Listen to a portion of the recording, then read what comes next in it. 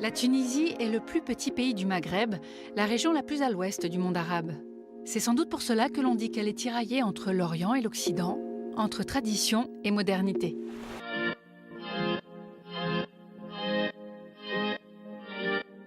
Ija est l'unique femme supporter du club de foot de Bizerte, le CAB, et ça fait plus de 70 ans qu'elle suit tous leurs matchs.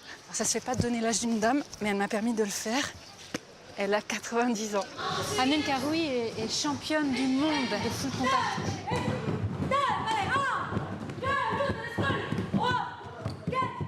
Et quand on sait que la société tunisienne est plutôt conservatrice et que c'est mal vu pour une femme de pratiquer ce genre de sport, eh bien, il lui a fallu beaucoup de courage et de persévérance pour atteindre un tel niveau.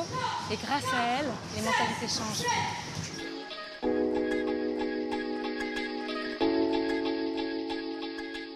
C'est l'avenue où je me faisais le plus tabasser par les flics. Donc, Amira a reçu de nombreux prix pour son engagement en faveur de la démocratie. Et notamment, elle a été élue par différents médias comme une des femmes, une des personnalités les plus influentes du monde arabe et du net. Je regarde la qualité de la laine. Laquelle est la meilleure, la plus solide, la plus fine pour travailler. C'est Najet.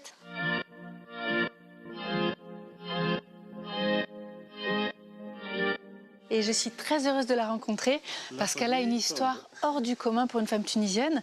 Elle a créé son entreprise de production de tapis et elle connaît un succès complètement inattendu, à tel point qu'elle vend ses tapis partout en Tunisie, mais aussi elle les exporte à présent à l'étranger et aussi en France, auprès d'une grande enseigne d'ameublement haut de gamme. Des femmes qui font changer les mentalités, qui prennent en main leur destin et qui écrivent l'histoire de la Tunisie. Allez, yallah.